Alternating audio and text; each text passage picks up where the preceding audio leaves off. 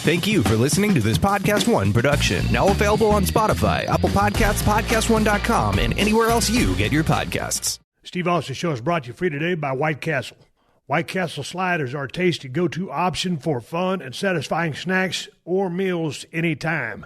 They're the perfect snack to have while I'm watching wrestling or when I just need a quick bite. I love that chicken slider has 19 grams of protein per serving as well. Easy way for me to get some protein in just a few minutes. From their original and cheese sliders to other meat options, including chicken, turkey, or sausage, you can get the same great taste you've come to expect from their restaurants right at home, ready in minutes. And for all my vegetarian friends, don't worry. You can also enjoy the restaurant quality taste of White Castle sliders with their veggie or black bean slider options. They sent me some of their delicious OG sliders, cheese, veggie, and black and bean sliders, and I dig them. Check out some great recipes at whitecastle.com or pick up White Castle sliders and freezer aisles nationwide. White Castle is easy to heat and fun to eat, and that's the bottom line. The following program is a PodcastOne.com production. From Hollywood, California, by way of the Broken Skull Ranch, this is the Steve Austin Show. Give me a hell yeah. Hell yeah! Now, here's Steve Austin. All right, everybody, welcome to Steve Austin Show. I am coming to you from the mean streets of Los Angeles, California today. I'm over here in Marina del Rey, California, this Sunday afternoon as I record the open of this podcast. Been raining out here in Los Angeles. It's a dark, drizzly day. Kind of been cooped up, trying to keep a little social distance, as they have been advising us to do all around the United States, all around the world, with the coronavirus, still out there spreading and causing a lot of harm. Hey, man, if everybody's saying keep your distance from people, don't gather in masses, don't. Man, we've got to work together. We've got to work smart to be able to flatten that curve out, and so that we can ride this storm out and get into the warmer months, and hopefully this thing lays down a little bit. But, man, we've got to work together on this. We've got to be smart, but we really have to come together. We've got to hang in there. We've got to be tough. But the biggest thing is we've got to be smart. So, man, listen to what they're saying about this thing. And hopefully this thing will flatten down and we'll come out of it and things will kick on back again. But we've got a storm to ride through, so let's ride through this storm. Take a swig of this margarita right here. Broken Skull Ranch margaritas. It is Sunday. That is the day that I mix one of my concoctions and think about the events of the week that just transpired. Hey, man, I hope you enjoy the conversation I've got for you today. I'm talking with a guy named Mike Mason, former freestyle motocross guy, was in back there, kind of towards the beginning. And Mike has done some really interesting things in that sport, and he's kind of retired, slowing down. He's taken a few beatings. It's a young man sport. Also, my buddy Cliff Campbell jumps in on the conversation. Hell, they've been lifelong friends. And Cliff was his mechanic that built all of his bikes when he was in the motocross stage of his life, and then started getting into the freestyle motocross stuff. If you remember, I had Brian Deegan from the old Metal Militia days on a podcast a few weeks ago. Brian has his podcast that drops every week. All of his whole family is centered around motocross, and his daughter Haley is trying to break into the NASCAR scene. So Mike Mason is former freestyle motocross guy. Cliff Campbell was his mechanic. Cliff Campbell is the guy that hauls all my my four-wheelers around for me. I'm trying to get him to bring my Ford Bronco up here to the mean streets of Los Angeles, man. I've been driving around in that green Ford Focus for long enough. And, hell, I need to get back up in the air and, get some four-wheel drive power at my disposal. So looking forward to getting that thing back up here. It's just an interesting time to do a podcast, just with so many things going on, so many emotions, so many unknowns out there, what to expect, what's coming next, what are the new rules going to be. We've just all got to work together and ride this thing out, and that's what's first and foremost on my mind. This conversation happened about 2 or 3 weeks ago when I was in Nevada. I'm talking with Mike Mason, Cliff Campbell. Enjoy the conversation, and I'll come back on here in a little bit to wrap this thing up and bring it home. Let's all stick together. Let's ride this thing out. Let's be smart. enjoy the conversation.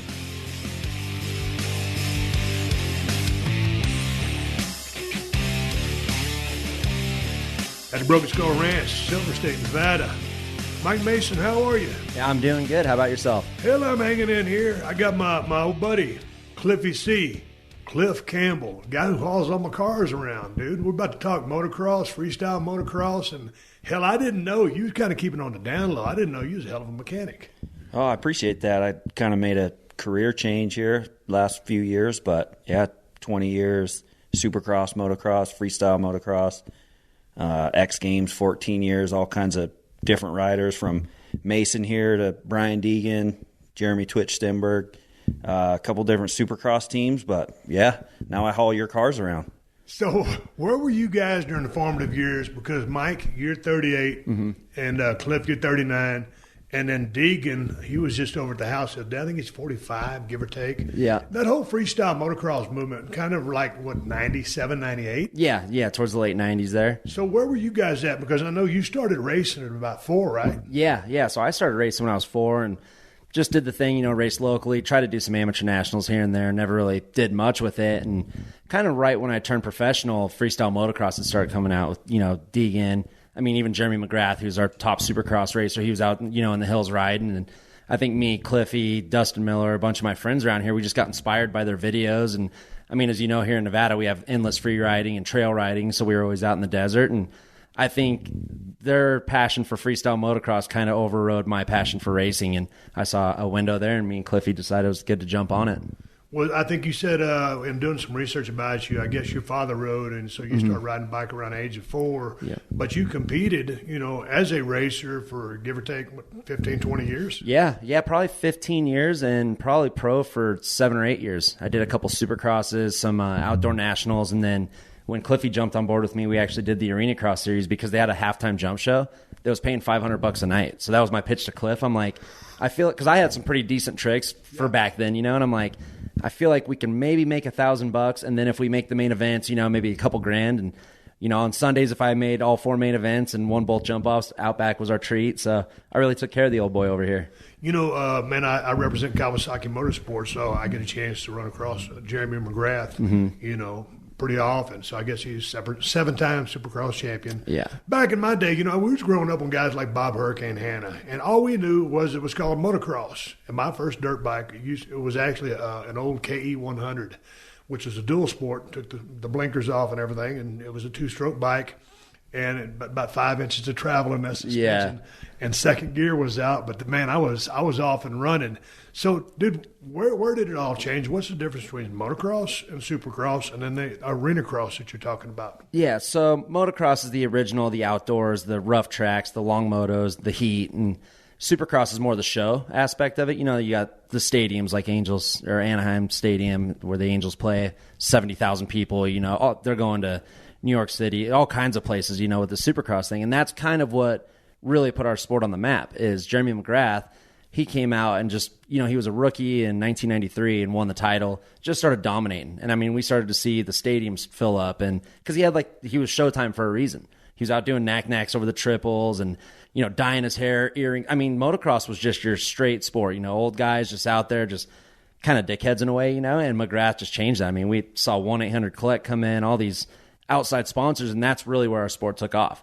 And then you fast forward, 5-6 years from there, and freestyle motocross came in, and freestyle motocross started generating some mainstream, and, it all blew up. And with that, you start getting side series like the Arena Cross, which is small arenas. I think the racing in Arena Cross is awesome because it's tight. It's an arena with 15 bikes on it, and there's guys going into the wall. Everyone's punting each other. There's fights in the pits, and, the sport that mid to late 90s surge of the sport was really what we needed, and I'm thankful for it because it's the reason I'm sitting here now. Well, when you started, take me through the process of, first of all, just getting on a bike and then trying to get a sponsor, because that was one of the things with Deegan. He was, he was good, but it wasn't quite enough good to get a factory sponsor, Yeah. So it's hard to compete on your money against the guys that got factory rides. Yeah, exactly. Racing was so hard, and being up here, we didn't have supercross tracks to test on. Everything's in Southern California.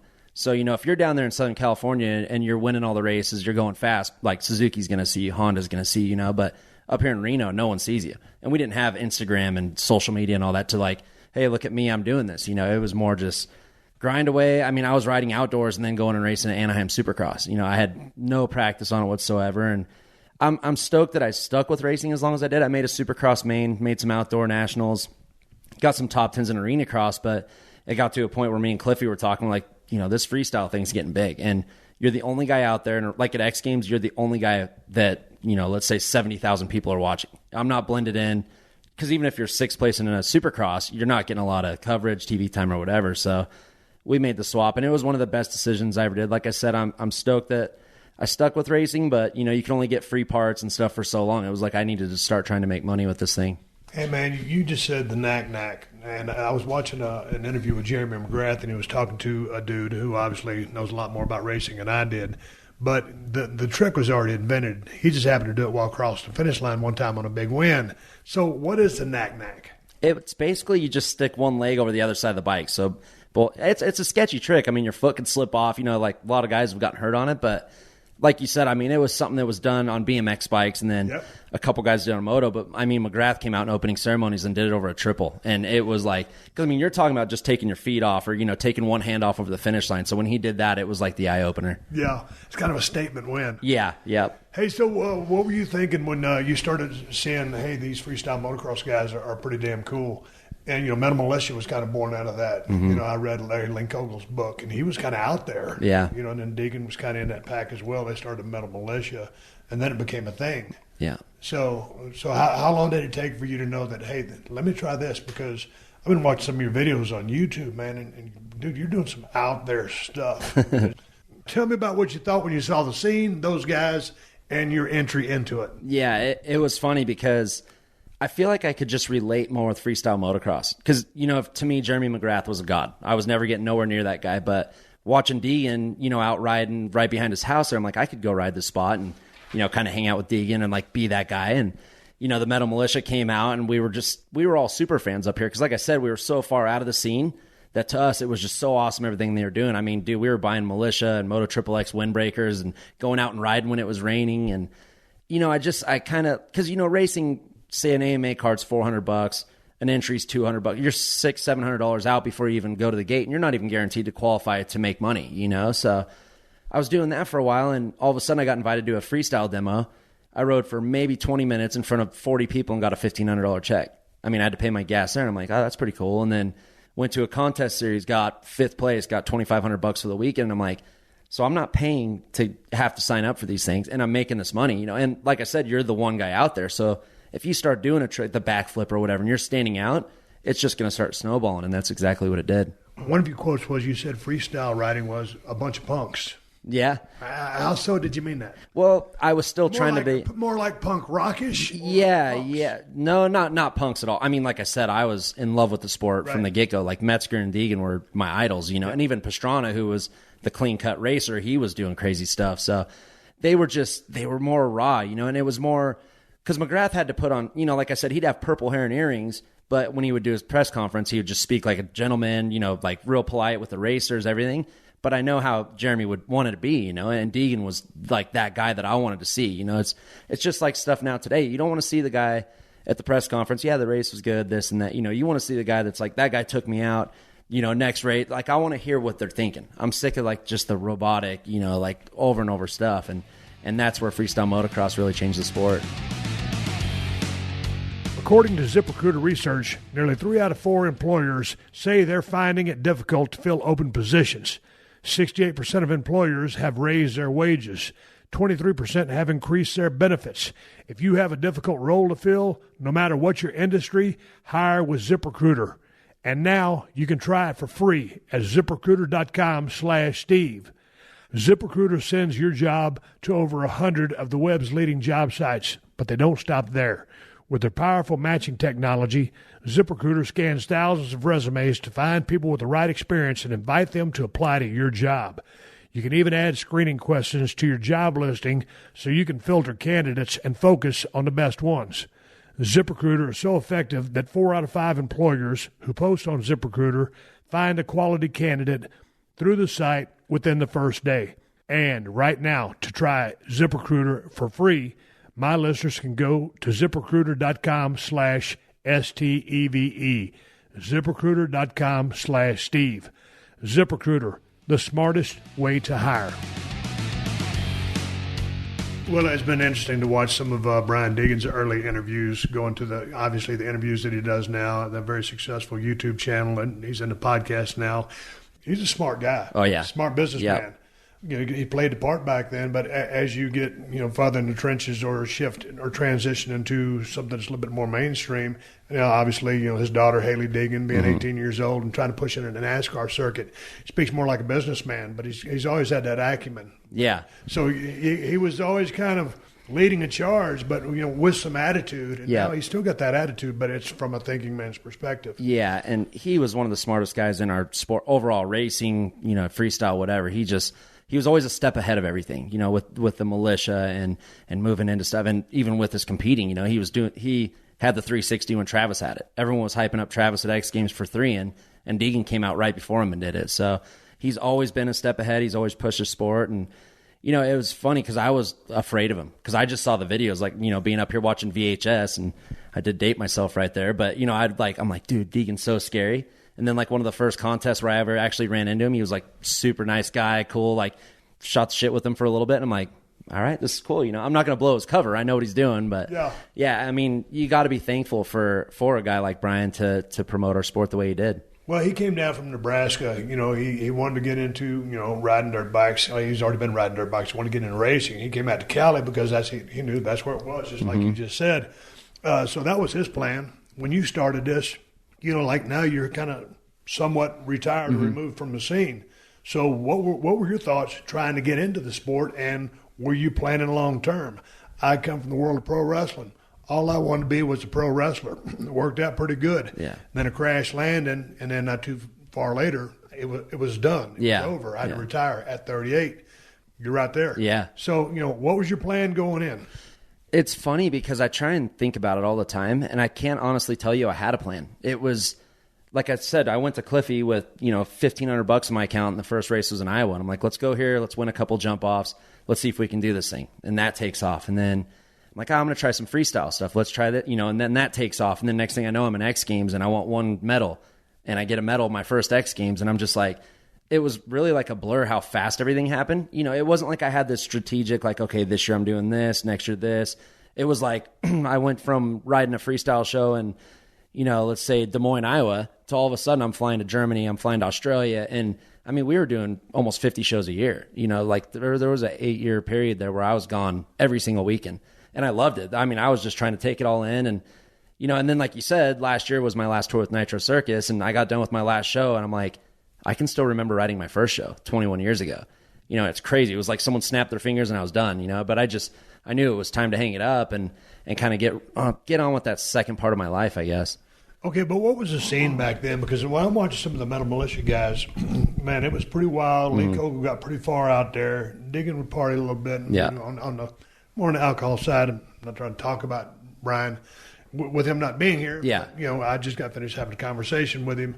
And that lifestyle, and the lifestyle I came from, you can live it pretty damn fast if you want to. Yeah. Did you get caught up in that grind?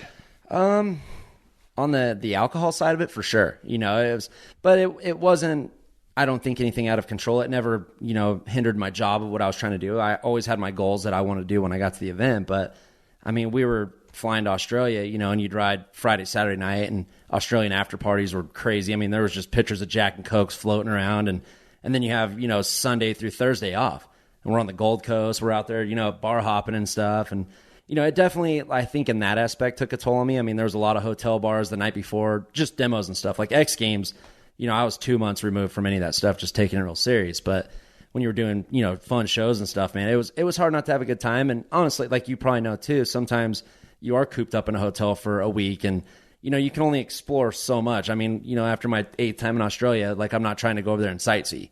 So It's like, I'm going to go find this bar, have some beers, and then next thing you know, you're 18 beers deep. It's 6 a.m, you're hanging out, still telling stories about the good old days. Yeah, but when you live in a high octane, lifestyle, no pun intended, and there's with all the adrenaline and testosterone that goes into that, a bunch of damn young guys, and damn near, I use as damn near crazy, yeah, to do some of the stuff that you guys do. I mean, and one thing leads to another. You know, Yeah. It's 18 beers later. And and it's easy to do. Because like you said, I've always wondered, because even now when I'm done riding, it's like 11 o'clock comes around p.m. and I feel like I'm wide awake. And I'm like, why is this? But it's exactly what you said. Our shows were 7 to 10 o'clock. And then you get done and you're all amped up from the show and the riding, or if it's X Games, you did well, and you go out and have beers. Next thing you know, it's 4 a.m. and you're tucking it in. And it's like, I did that for 21 years. So now it's like all of a sudden I'm trying to kind of like live this more normal life. And I'm like, I'm still like juiced up here. I can't settle down.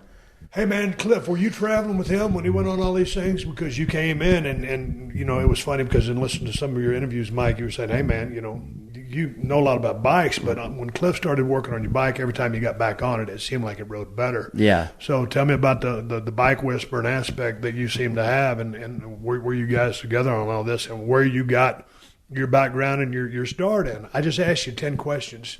Take as much time as you need to answer them. I'm good about rambling on and on. Yeah, How'd you get started and turn out to be such a badass mechanic? Well, just started, like Mike said, in the early days here. We all grew up, went to middle school together, and we all rode together after school every day.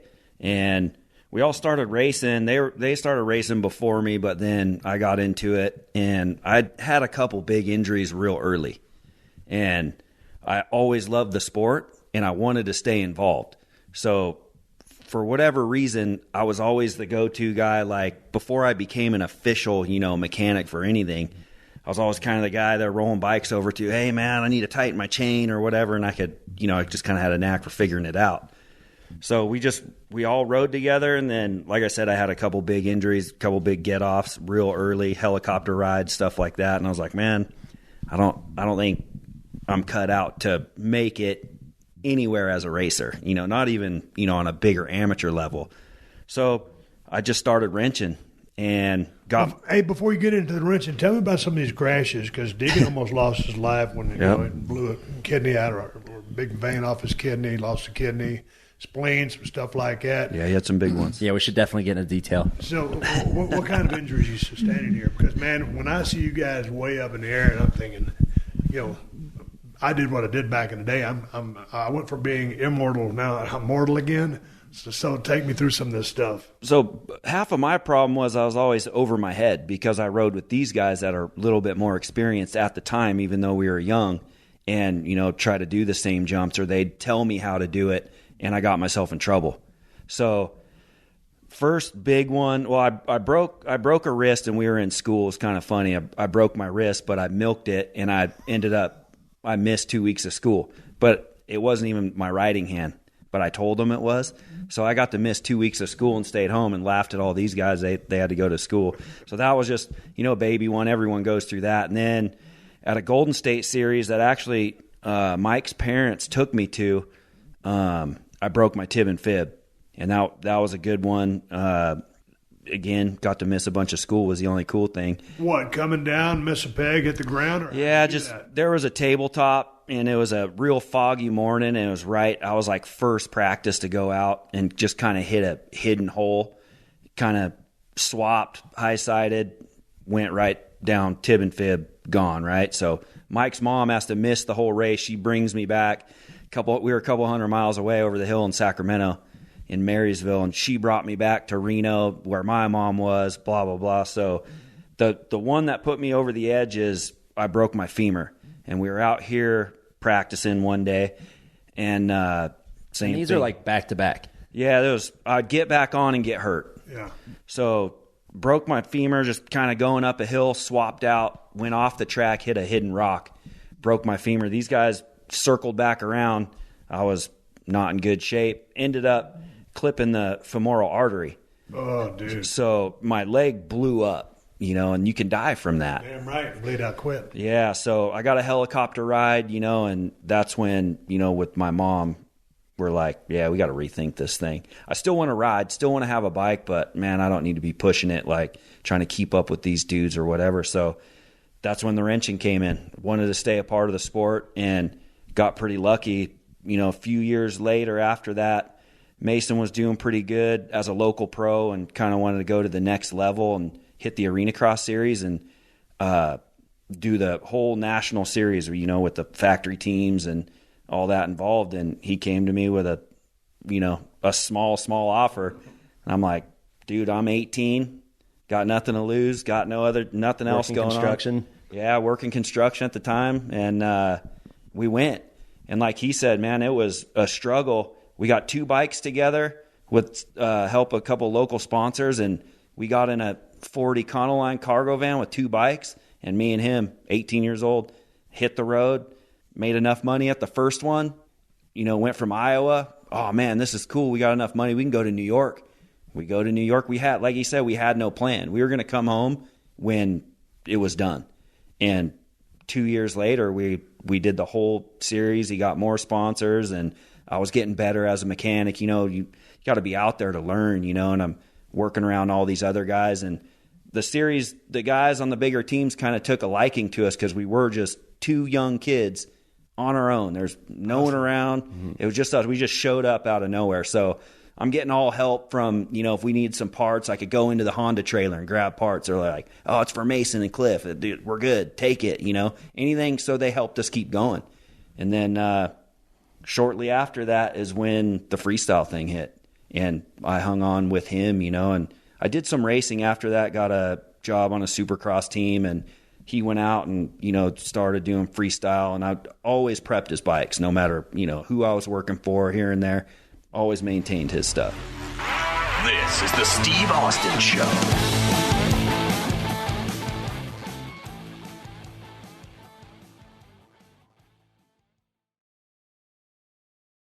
What do companies like Ring, Hint, and Tecovas all have in common?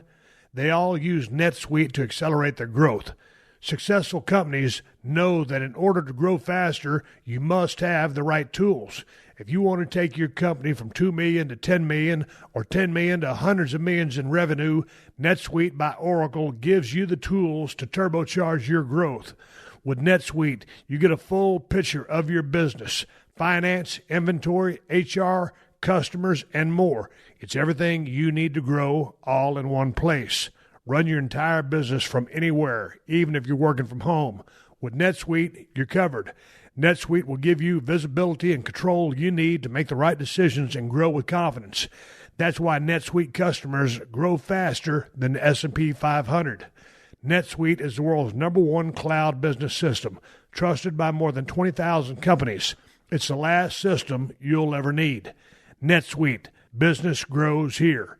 Schedule your free product tour right now and receive your free guide, 6 ways to run a more profitable business at netsuite.com/Steve. That's netsuite.com/Steve. netsuite.com/Steve. The Steve Austin Show. The Steve Austin Show. I got a question for you, but the question first is, how was living for 2 years in a van? Because I know a couple times y'all might have been in some hotels, but I know a couple times y'all sleeping in that van. Oh, for sure. Break that down for me. How about that lifestyle?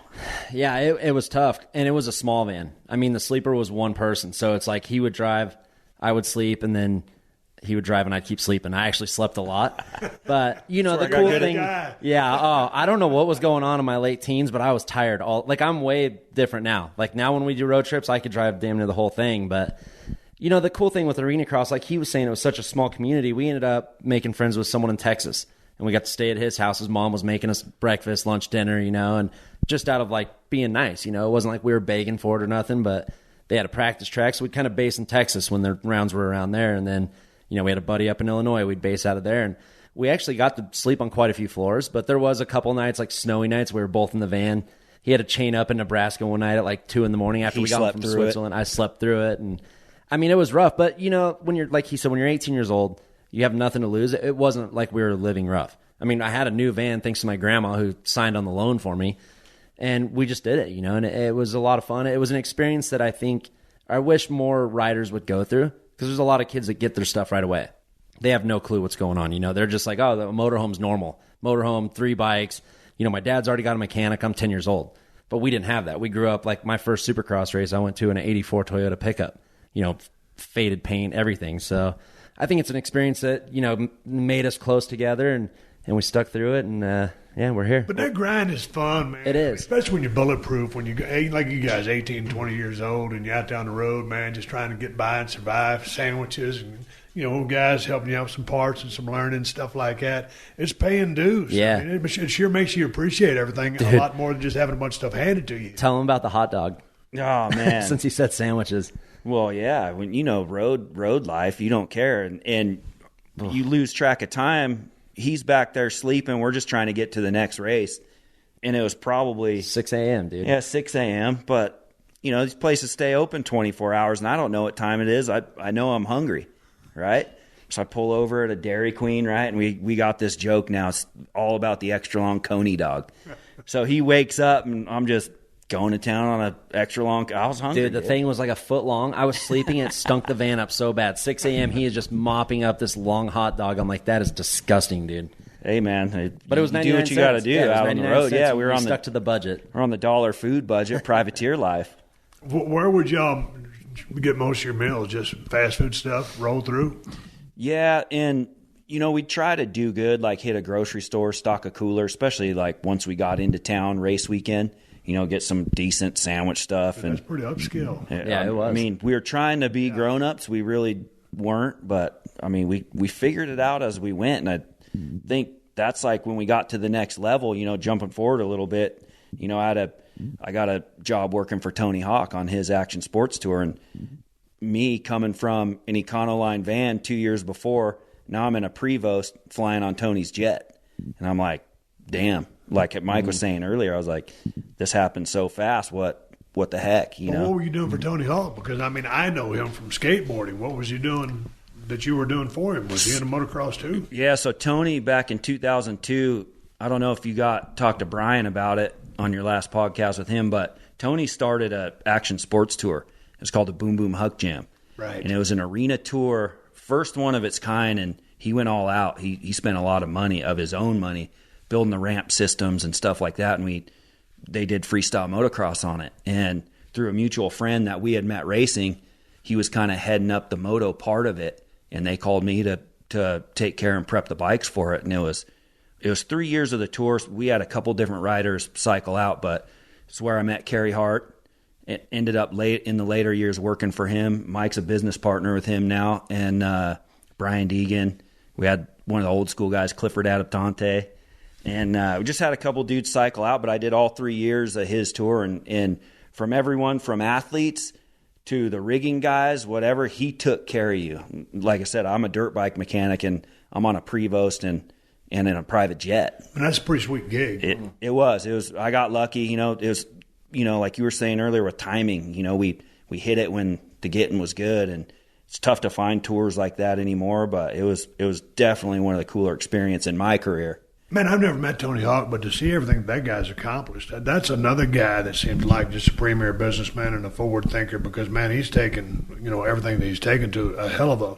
Dude, with all the video games and everything that he's got and everything that he's accomplished, he's doing absolutely phenomenal. Yeah, he's really smart. I got to know Tony, we rode the bus together and stuff like that, but he's a real savvy businessman, and seems like, like your Deegans and your Kerry Harts and stuff, there's a lot of guys that got sharp, with their business skills with marketing and everything coming through the action sports world, because you were, it was before the days of everyone having big agents and stuff, and you're trying to figure out how to build your own brand. And like Deegan's one of the better ones at, building his own brands. And they just kind of through those experiences of action sports, they seem to adapt and can do really well. Yeah, but it's also, everything. Yeah, to your point, but man, it's survival and it's making relationships and it's networking and putting all the pieces together to keep the machine going forward. Yeah, and it's just like probably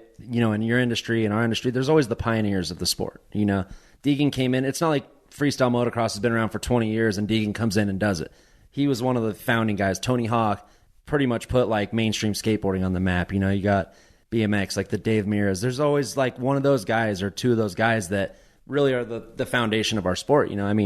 Mike Metzger was one of the founding fathers of our sport, and he kind of wasn't the business guy that he thought he was. So you could see the difference between him and Deegan. And, Travis and Deegan, what they've done, and they're still around, almost 30 years later. So it's just that thing, like back to the timing thing. It's just being in the right spot, taking advantage of it. Like you said, make the connections, try not to burn any bridges and hang on to it. But what's the difference between if you're going to set up a bike, Cliff? Like what's the difference if you're trying to prep his bike for a motocross race, supercross, whatever you want to call it, or it's just going to be freestyle? I don't mean just, but it's two kind of different things as far as the performance of the bike, right? I mean, you don't need that thing hopped up like crazy. No, and what's the setup? It's a different animal for sure. You know, you can get away with a lot more kind of on the freestyle setup kind of thing. It's more tailored to how, you know, they like it, where their grabs are, because they're jumping off this thing and they're wanting to grab. So that stuff has to be set up. A lot of attention to detail, but we don't have to, you know, port engines and do motor work. There's the modern day dirt bike, you know, as you've ridden, they're really good, you know, but the biggest difference with like the racing thing and the freestyle thing, it's kind of why we were all able to have more fun with freestyle.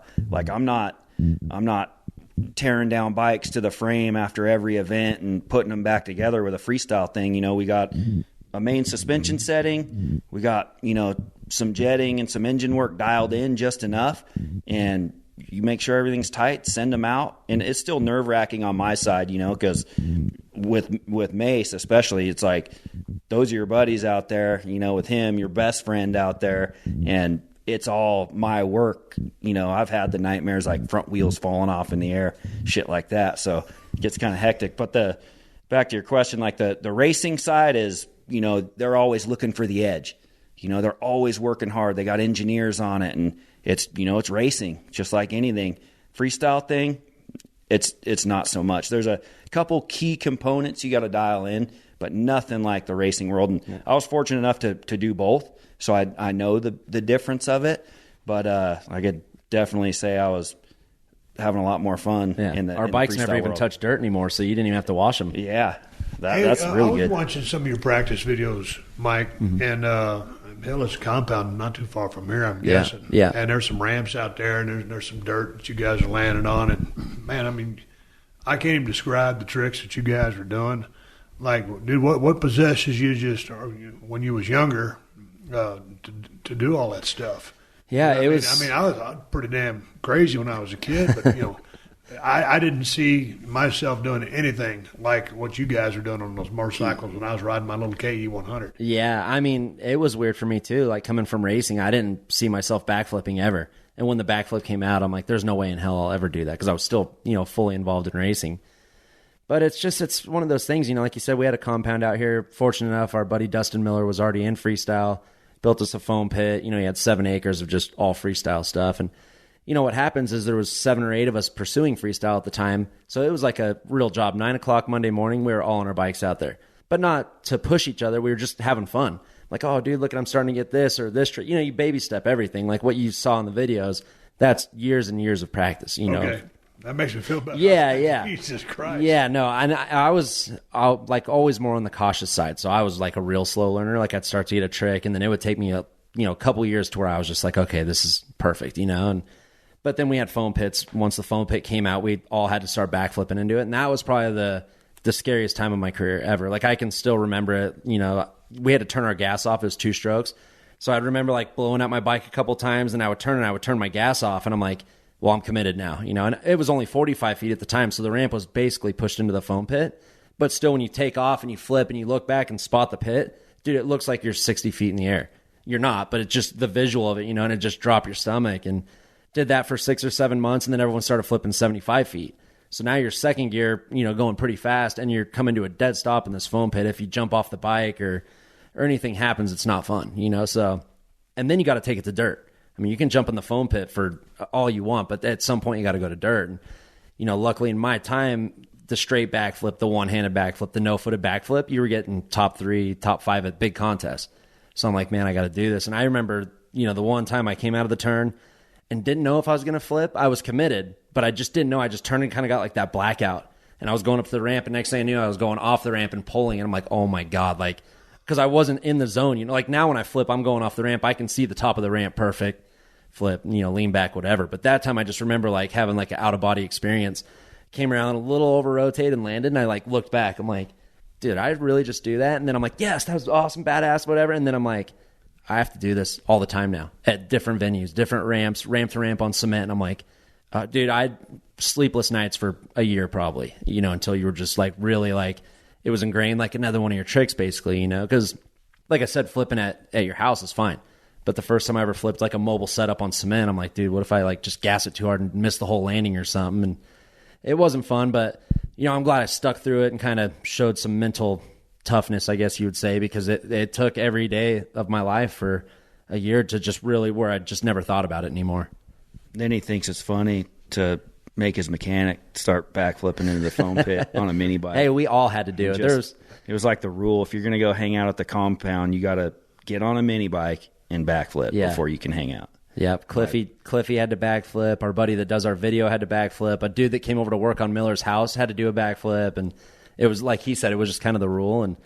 But, you know, I'm stoked that all these guys got to do it because now they can kind of understand. I mean, at one point, I think I flipped a 135-foot dirt jump. So, you know, like they can kind of understand what we're going through now, like the first time you're lining something like that up. So it's pretty cool. You want to spend less time working on your lawn and more time sitting on your lawn with an ice cold one? Well, here you go. Scott's Turf Builder Triple Action kills weeds, prevents crabgrass, and feeds to build thick green lawns. With Scott's Turf Builder Triple Action, you can finally get the lawn you've always dreamt of. When you feed with Scott's Turf Builder Triple Action multiple times throughout the year, your grass will be greener, stronger, and more resilient. Scott's Turf Builder Triple Action will give your yard the nourishment it needs to help your weak, thin lawn recover.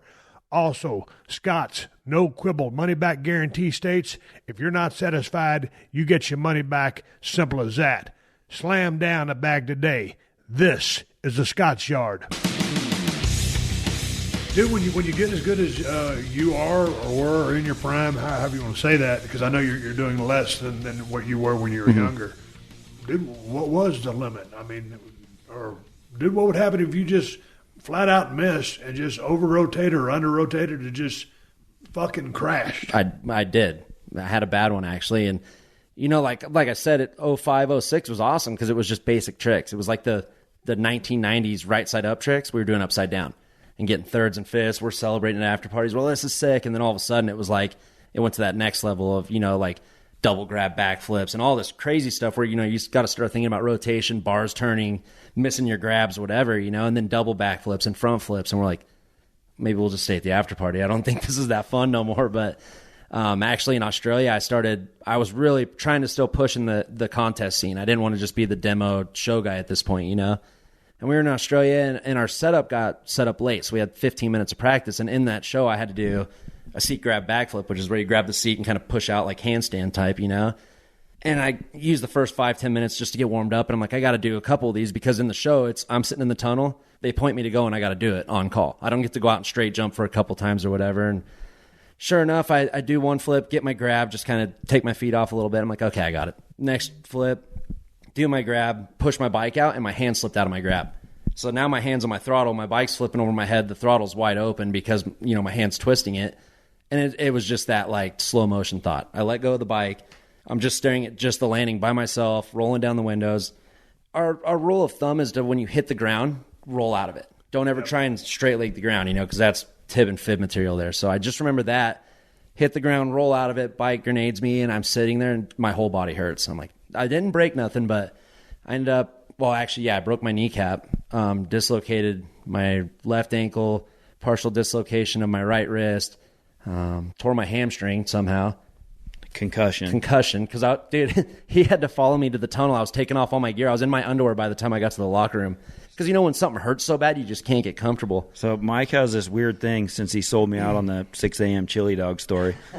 He's got this weird thing when he crashes, has a good one, kind of, you know, coming to. He's kind of in shock. You know, every crash kind of shocks you.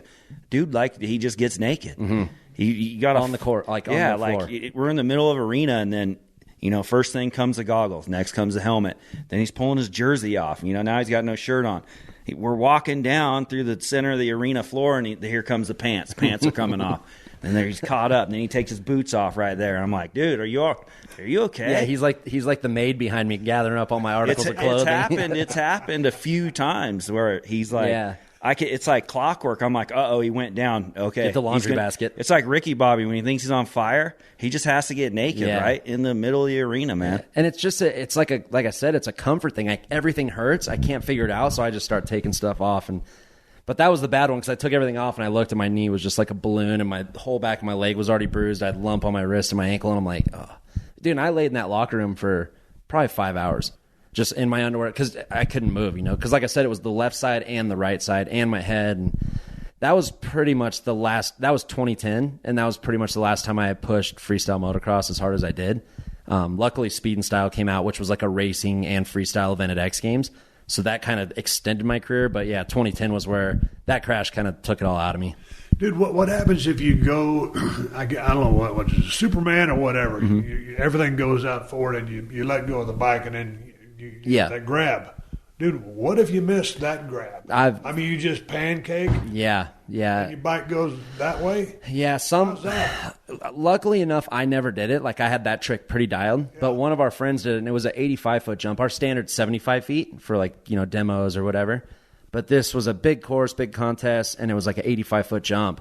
And he did it and went to grab, and the bike was below him. So he just pretty much hugged himself in the air and ended up breaking his femur, because it was disgusting. He, like you said, he hit pancaked, and he's rolling out of it, and his leg's going opposite of where he's rolling because his femur's broke, And I mean, dude, I thought about that all, because there was times, like on a Nitro Circus show where there's a wind delay, then it's raining, and then it's windy in the show, but we got to get a show off. You got to get like 75% of the show off to call it a show.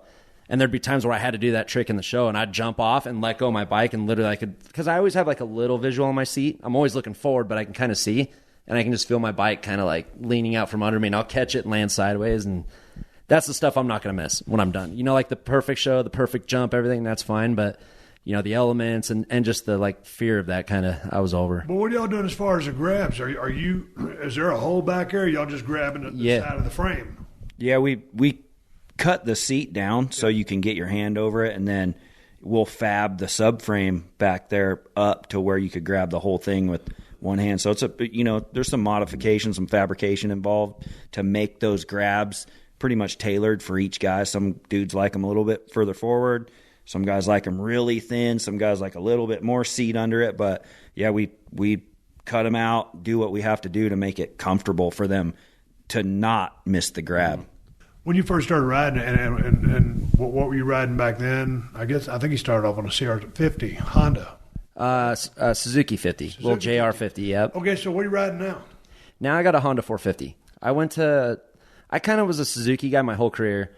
Rode Cowies for 1 year through a friend of mine, gave me a bike at a good deal, like we were always kind of hurting for money, so that helped. And then my first big bike sponsor was Big Valley Honda up in Reno, Lane Colbert. They hooked us up with some bikes, so pretty much my whole professional career, I stayed on Hondas. I did Suzuki for a couple years through Hart and Huntington, but yeah, Hondas have always, I like the way they look. Cliffy builds them awesome. The red and black, I think, suits me, and I just really like the geometry, I guess you could say, of a Honda. I took 3 years off when I was on Suzuki's, and then he built me a Honda last year, and I hopped on it, and it was like I never got off it. I just felt comfy, the bar height, the seat height, everything. What were you riding, Cliff? I had Kawasaki's through minis, and then right into the big bikes, and then the femur machine was a YZ250. Yeah, I had a few different bikes.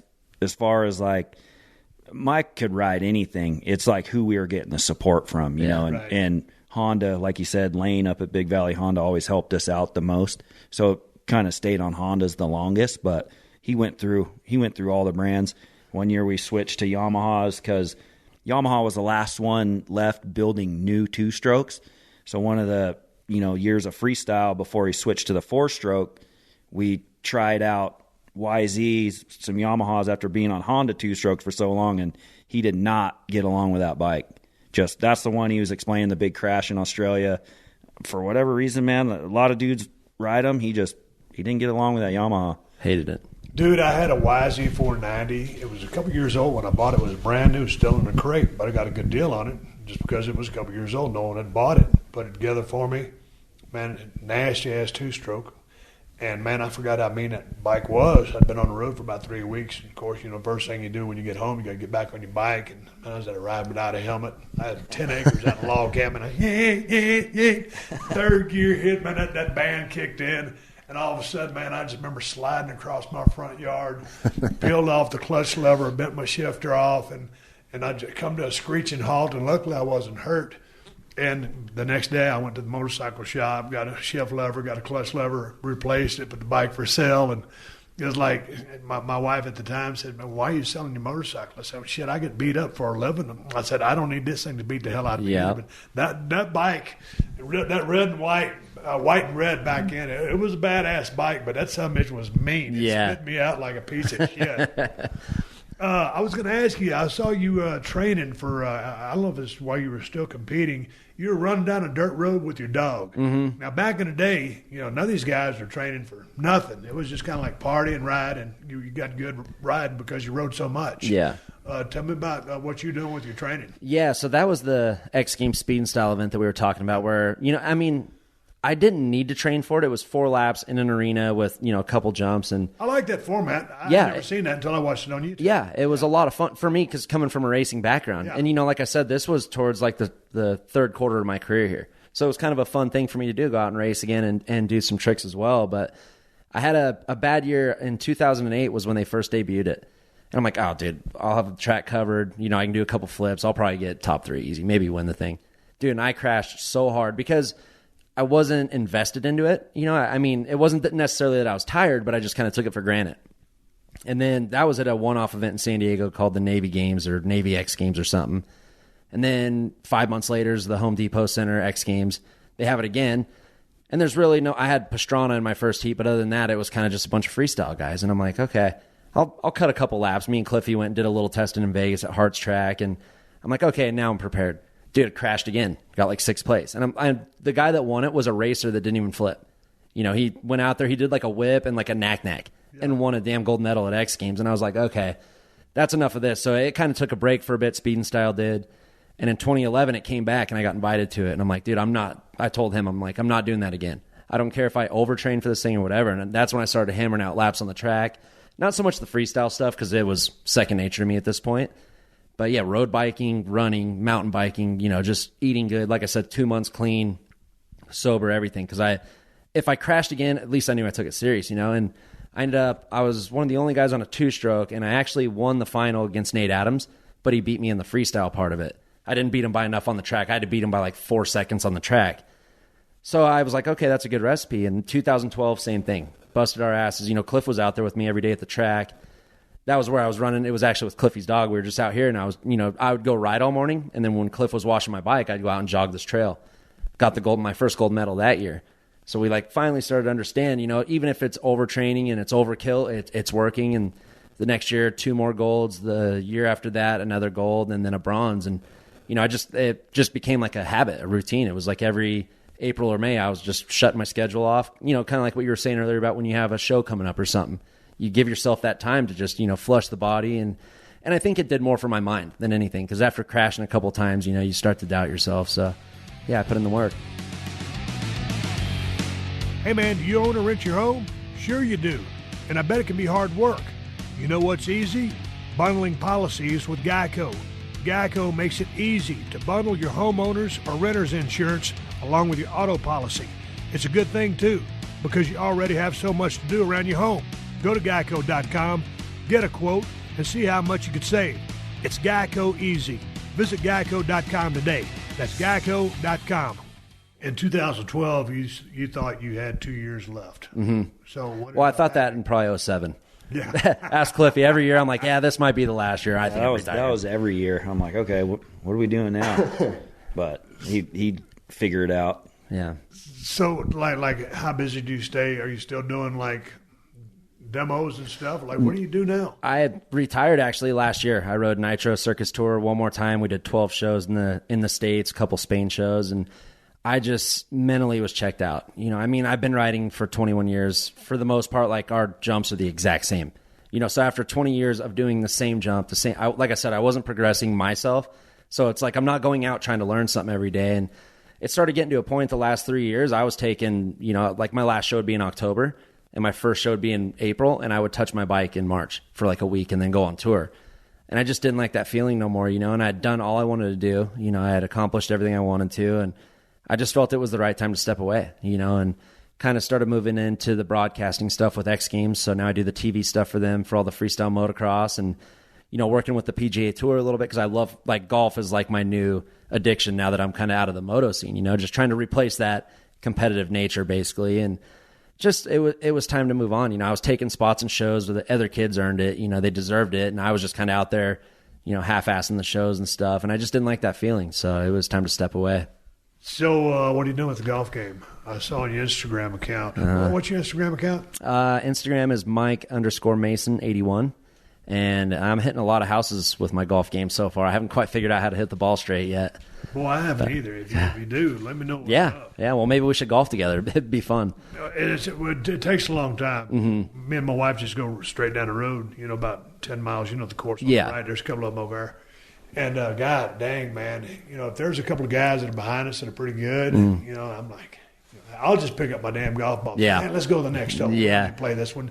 Because everybody wants to play through, and I don't want to be the one that's lagging. Yep. Because I'm the guy that'll shank one, whether I hook it or to shank it, whatever. I want to go because I just bought these damn balls at the damn pro shop. Yeah. It cost they ain't cheap. I'm so damn cheap. I'll go out there, and if you see a red stripe or a black stripe on a ball, I'll play with those practice with those range balls. Yeah. But God dang, I ain't worth a damn. I just like going out there. I bought the only club that I have because we'll just borrow their clubs or rent them, whatever we do out there. I got a driver. I go out there, I'll knock the shit out of some. I could see you doing that. Sideways, but yeah, and they always got some mule deer down there. Yeah. Can't hit quite far enough to get one of those mule deer. Yeah. But they're targets that I aim for. Yeah. So what are you trying to do with the golf game? And how close are you to the PGA as far as following it? I'm really close with it. I watch every tournament, and like I said, I actually did like some Facebook Live stuff with them a couple months ago at a tournament. And I've always loved golf. I mean, Tiger, he kind of blew it up, and it was fun to follow. Tiger did blow it up. Yeah. So, and my dad got me clubs when I was like 8 years old. So, that's what was cool is when I was a kid, my dad, he dabbled in everything with me. It wasn't just, here's a motorcycle, go figure it out. It was like, hey, you want to golf? Let's try this. But it's hard to explain. I've tried to explain it because so many people on my Instagram get so pissed at me. They're like, dude, old man sport. How can you go from riding dirt bikes to this? And my explanation is, I spent 35 years of my life waking up nervous every day, competitive nervous, and you have to respect the motorcycle. Every time I throw a leg over that, something could happen, and I don't ever think that I'm going to crash, but you always have that feeling, you just, like I said, you got to respect it. So, 35 years of doing that every day of my life, thinking about it. And now golf, it's like I can wake up, feel normal, go out, have a couple beers with my friends, whatever, listen to music. I'm on grass. It's nice weather. It's not, dirt bike noises and pyro and loud music, and it's just been such a 180 from what I grew up doing. So now it's fun for me to go out and enjoy something where, like I said, I got the competitive nature of like, I want to be decent at, never like a tour guy or nothing, but if I show up to a course, I want to be able to try and play good there. But, just no feeling of getting hurt or injured or, having to replace motorcycle parts all the time. It's like you said, my biggest issue now is golf balls.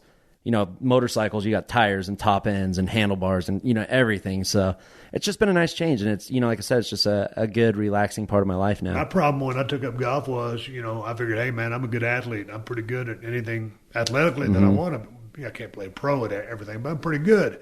So I figured, hey, man, when I pick up this golf club and put that golf ball on the ground, I'm going to hit it straight right where I want it to go. Yeah. It don't happen like that. No.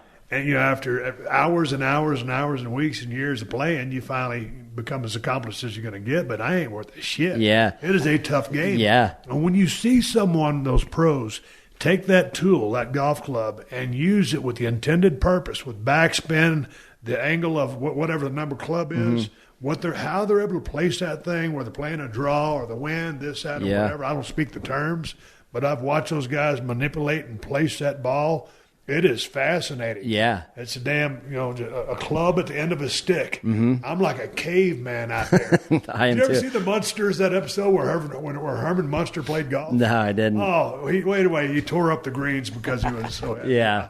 I digress. Cliff, are you into the golf game? I am. Mason here drugged me into it, so luckily I have a coach, he'll give me some pointers. Don't let him fool you. Dude shoots par at our local course over here, so he ain't shot par. He ain't, usually I'm in the 80s somewhere. He's sandbagging you a little bit, but no, it's fun. Like he said, get out and I try, and we've golfed all over the country now together. We're in Florida last year, golfed a real nice course over there, but I try, I do my best. I'm still bad. I'm like you. I just want to kill the thing when I get up there, but that's not the way to do it. No, man, we'll go out there and it'll be like, if it's just me and my wife and, I'm good on a tee box, I might hit one 10 feet. I might whack one, 250 and slice it. Yeah. Or, I might hit one straight, just drill it. Yeah. Then all of a sudden you roll up and then you're out there by yourself. And then all of a sudden there's 3 or 4 golf carts and they're all watching you. Mm-hmm. And I can only imagine the pressure at the Masters or whatever when the world and everybody there is watching you. I got like 8, 10 dudes, and because at one point in my life I was Stone Cold Steve Austin. Yeah. I'm on the tee box. I was going to say, you're golf all the time are watching me. Yeah. You're worried. I hit that 3-footer. Yeah. Yeah. I was like, come You're worried on. about a tee box when you come from WrestleMania, everyone, the whole world watching you there. Yeah. You don't care. Yeah, then. but it's something you're confident. That's what Oh, I have yeah, to explain. something When I'm you're good at. when you're good and Yeah, like you'd figure that pressure, I know how to block that out. But. no, It doesn't transfer. It doesn't. Yeah, and then you go play with these guys, and the rule is if you duff one off the tee, don't hit it past the ladies. You got to tee off the next one with your pants down. Yeah. Yeah. So you got that There's all pressure. kinds Yeah, we of still play the rules and all bachelor kinds of rules a different lot. courses, Yeah. Yeah, I play a lot of mulligans. Oh yeah. Yeah. Yeah. I'm good at best ball. Like, if we're going to play with somebody, Yeah. you're going to play best ball because that way you can at least be in the game. Yeah, you get some shots And out. I'm not, and if I do, all right, I've saved up enough money and I got a bunch of shitty balls or I've had them for a while. I'm not out there tracking in the rough trying to find it. Just play best ball. That way you can get through. Yeah. And you can actually have fun doing it without being frustrated. Yeah, we actually did that. One of our buddies got married last year, so we did his bachelor party out at our local course here, and we just did 3 foursomes, best ball, and we did what'd we do, drinks or $20 or something. Yeah, well, each hole was worth beers. Beers, yeah, but 90% of them couldn't golf. But like you said, they had the time of their life because they used one of their drives where he just accidentally roped it right down the middle, and then everyone gets to play from there or whatever. And that's what's cool about golf. And even in my aspect is, one of my buddies is actually trying to qualify for the U.S. Open this year. And there's times where we'll play same tees, same everything, and he'll bogey and I'll get a par. He couldn't hop on a motorcycle and come jump 75 feet with me and do the same backflip as me. So I think golf's a little more relatable to the normal person than, say, what you and I do. You know what I mean? Cliff, do you still ride your dirt bike? No, I don't even own one. Really? My whole shop's full of everyone else's stuff. I know, I've seen your shop. You get that badass bike hanging from the rafters. Yeah, and that was actually one of Mason's. That was one of our X Games metal bikes. That was just a cool bike, good story behind it. One of my favorites that I built, and he gave it to me after we retired it, and I hung it up in the shop. So, but everything else besides maybe my boat and my tools, everyone else, all the motorcycles you see in there, not one of them is mine. Yeah. So, I thought you were going to give me some answer that no, you still ride, you just ride at a slower pace. But that's what you do, right, Mike? I mean, you just don't do all the crazy stuff. Yeah. You still ride? Yeah, I still want to do, I don't have a freestyle bike anymore for the ramps and stuff, but I definitely want to just go out here, trail ride.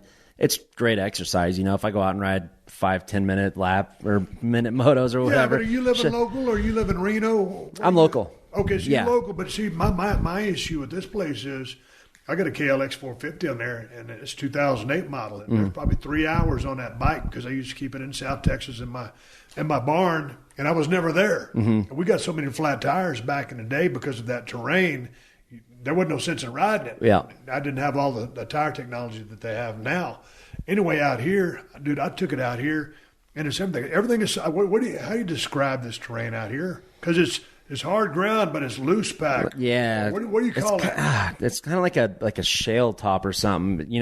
And this area is weird because you're close to the mountains. You get the rocky kind of, I'm out in the desert where it's sand and, all the weird stuff like gravelly type dirt. And I mean, it's all I know though. I mean, I've lived here my whole life. So I just kind of got used to riding it, but I could see how people wouldn't really care for it much because it's so hard packed, slick, and, kind of unforgiving. You can go to turn and lose your front end and just there goes half your elbow. Yeah, my buddy, because I was going to sell that bike, and I got my 4-wheelers and my side by sides, and my buddy rides. He goes, "Oh, Steve, you just need some seat time." Like, man, dude, I'm kind of over it. That bike has been sitting for so long. I just need to get rid of it because all I'm going to do is get good enough on it just to smoke myself. And just like, dude, you just sold it when you had the chance. Yeah. So I get some kind of story about how you were able to put it away. Yeah, and I did, and then it got so busy, and I was working on them so much. When I'd have any free time of my own, the last thing I wanted to do was look at a motorcycle. Yeah. And I got into some other forms of racing, some drag boat racing, and real into NHRA stuff. So I was kind of paying attention to that, and dirt bikes kind of took a back seat. Yeah, so no more dirt bikes on my end, but I still do Mike stuff. Still just did his new build, but I got another business going, as you know, transport business, but still involved with racing, drag racing, and boat racing a lot. Yeah, but talk about your business just for a second, because you changed the name of it. You've been hauling my cars and trucks now for a couple of years, and I can't remember how I met you, but you go back and forth all over the place, but you go back and forth from Reno to Los Angeles a whole bunch, but you go everywhere, damn near. Yeah, we'll go wherever we chase the money, so wherever is paying the bills, we'll go. I've actually got Mace here to go on a few trips with me. Doing a lot of high-end cars, moving right now. We do general freight as well. We can pretty much get everything hauled that you need. New business called TransTech Freight Systems. And, we've been hauling crap everywhere, your cars and my main lanes, from here to LA and back and over to the Bay Area. But we did some show cars for SEMA for some of the top fuel teams. Did a dragster for Clay Milliken and a funny car for Paul Lee and some other trade shows for Kalita Motorsports and one of our longtime sponsors, Mac Tools.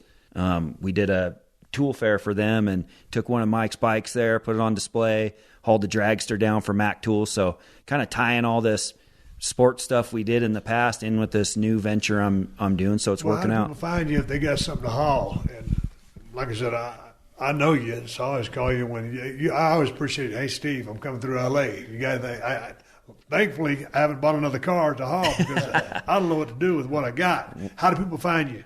TransTechFreightSystems.com, and then you can go to my Instagram, which is CliffyC_NV, and all my info's on there as well for the hauling side of things. Hey, man, before we get out of here, I want to get back to Mike as well, but tell me about some of this drag boat racing that you're highly involved in or really interested in. Yeah, so that stuff looks fascinating. It is. It's really cool.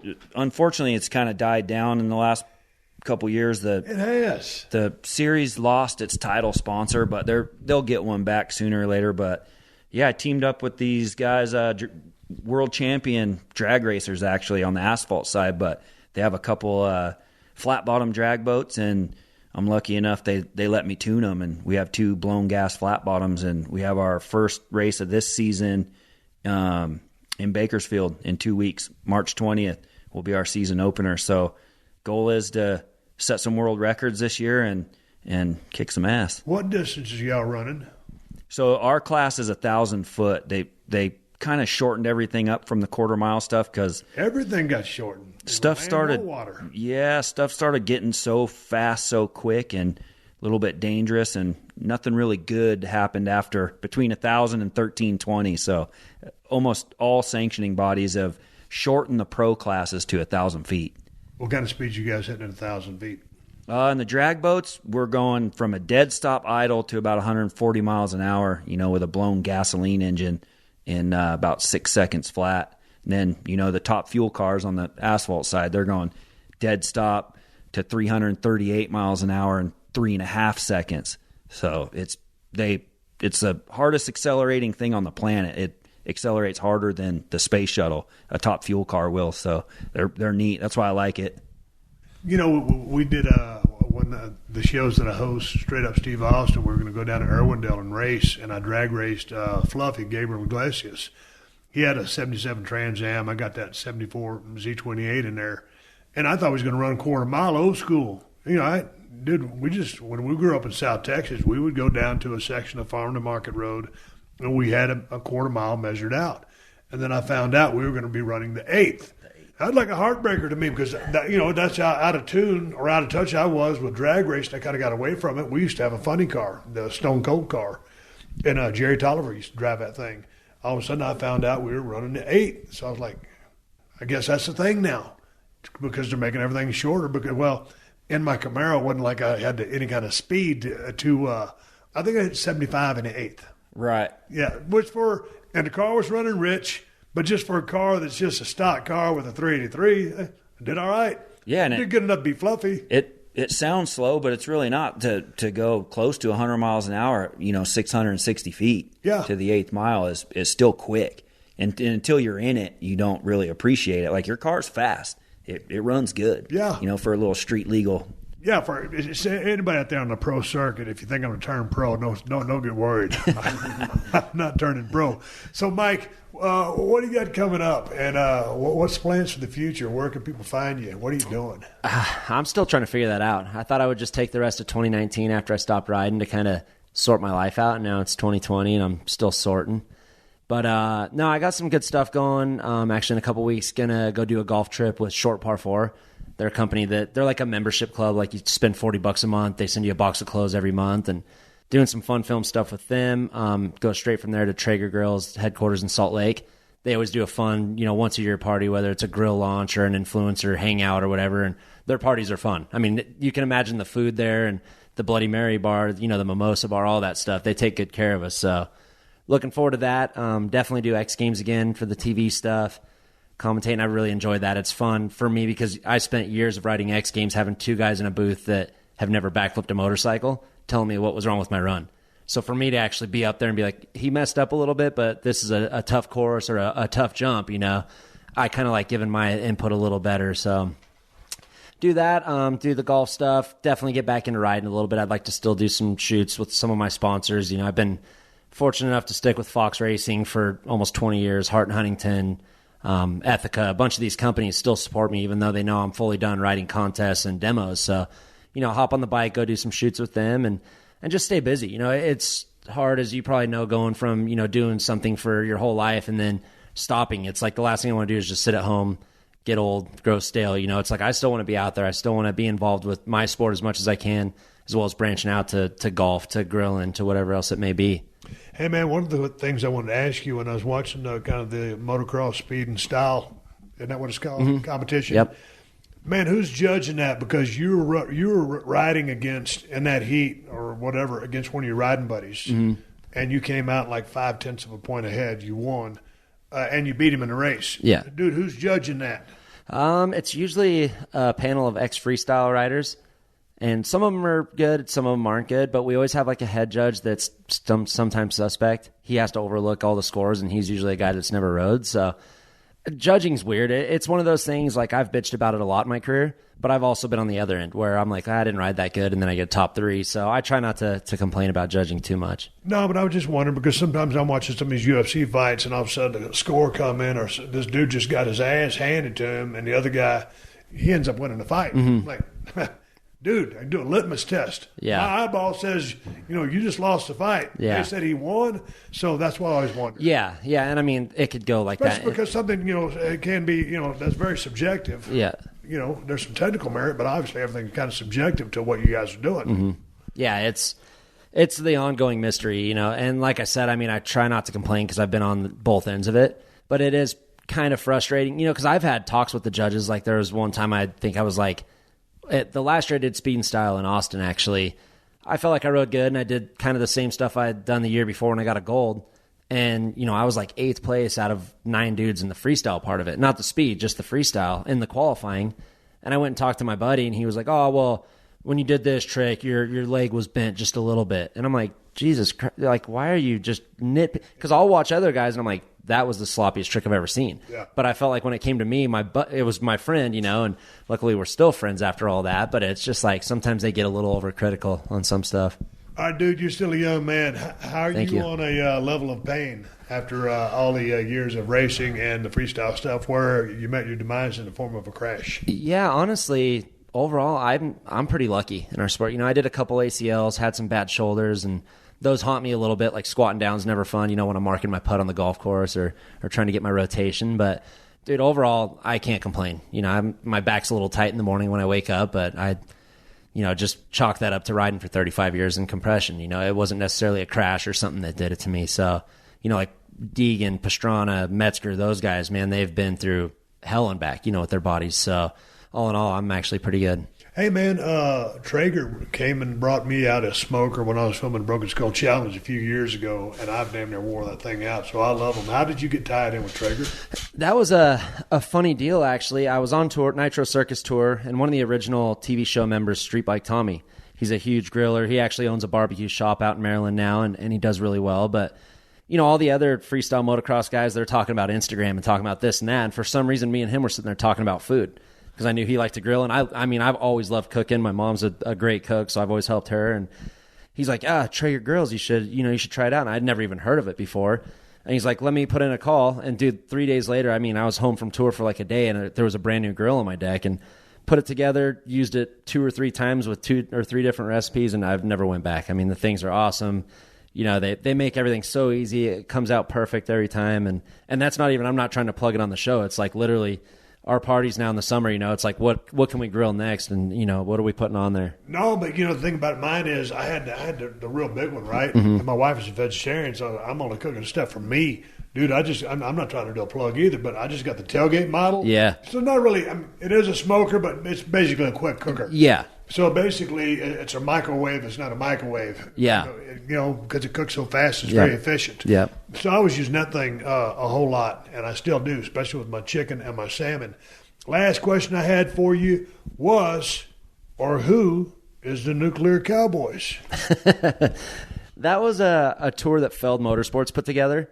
It was actually a really fun tour. It lasted about 5 years. Feld's the same people that does Monster Jam. I was just at Monster Jam 2 weeks ago. Yeah, so Monster Jam, Supercross, all that stuff. They run it all. And they wanted to branch out. Nitro Circus was kind of taking over our world, the freestyle motocross world, and I think they wanted to try and compete with it. And, the ideas were there, just I don't know if just it wasn't the right time because, like I said, Nitro did have such a lock on it that the tour never really took off. But, we had a blast. Cliffy was actually the mechanic on it the whole time for the 5 years. And so it was a riding thing. It was a full you were playing guitar. I thought it was you and your buddies in a band. Or no, good band name, but no, it was a full choreographed show. It was they tried to make it so like Nitro Circus. It's they start there's segments to a show, and announcer going off telling you everything. Nukes actually tried to make it where it was like a story, no announcer. A voice over here and there to intro the part. And I actually had a cool segment they called The Shadow, and they played like a Tool song. And I would sit in the spotlight, and I rode the whole first segment in just the spotlight. So the whole floor is dark. I can't see the ramp until I'm 5 feet in front of it, because of the spotlight. And then one of my buddies was dressed up in all black, like all black. Like Cliffy built the bike, dude. There wasn't a bolt on there that you could see. Everything was just black and all his gear. So we would do the same tricks, and it was called The Shadow scene, And that still to this day was probably one of my favorite parts of a show I've ever done. And yeah, they had some cool ideas. It just didn't take off. Yeah. I thought you had a bunch of rock and roll stories for me. Yeah. Tell people where they can find you on Instagram or wherever you want them to find you. Yeah, Instagram is Mike_Mason81. I post a lot of Coors Lights and golf on there. So if you don't like that kind of stuff, maybe don't follow me. But yeah, check it out. And then follow CliffyC_NV for all your transportation needs. Right? I use him. He's worth it. I've used him for 21 years. I said so. Mike Mason, Cliff Campbell. Enjoyed it. All right, everybody, give me the go home cue. It's time to wrap up this podcast and ride off the sunset. Before I do that, I want to thank my guest, Mike Mason, and my buddy, Cliff Campbell, for coming on the show today. I recorded this podcast a couple of weeks ago while we were down there at the Broken Skull Ranch in Nevada. Cliff, looking forward to you getting my Bronco up here to the main streets of Los Angeles so I can give this Ford Focus some much-needed relief. Don't forget to rate and review the Steve Austin Show on Apple Podcasts and tell your friends to check us out. If you want to reach me here on the podcast, send an email to questions@steveaustinshow.com. I want to thank everybody for supporting Broken Skull IPA, my beer from El Segundo Brewing Company. And we're in 17 states across the nation. And it has been received to critical acclaim. It's the best IPA in America, in my opinion, and I want to thank everybody for their support. I'm trying to give everybody I can a hell yeah, a cheers, or a thank you, whatever, when you post pictures on Instagram or Twitter. more Twitter, but just thanks for supporting the beer. I'm real proud of it. And we developed this beer, going over almost 5 years ago, and it's starting to roll out. And we're looking to expand more as we get through these hard times. I'm going to drink a few Broken Skull IPAs tonight while I make some deer steaks from a mule deer I took this year up there in Nevada. I can't even remember what unit I was hunting, but thank you guys so much for the support of the beer. I love it. I'm proud of it, and I think it's a damn good IPA. I want to say thank you one more time to the fine sponsors of the Steve Austin Show, especially White Castle, Geico, NetSuite, Scott's, and ZipRecruiter. That's how I'm able to do this podcast for you twice a week for free. Please support them because they support us. If you need more info, check out the show description to this episode for details. Folks, we're going through some tough times. We've got to do some social distancing, follow the protocol set forth by, everybody you're watching on the news. We got to get through this so we can flatten the curve and make it on the other side and get our lives back to normal as soon as possible and get people back to work. This is affecting every single one of us, man, and we got to listen up and do our part. If you catch me out in the woods, I'm going to be riding with Kawasaki. And until next time, folks, stay safe out there. My name is Steve Austin. I will catch your ass down the road. This has been a Podcast One production. Download new episodes of The Steve Austin Show every Tuesday at PodcastOne.com. That's PodcastOne.com.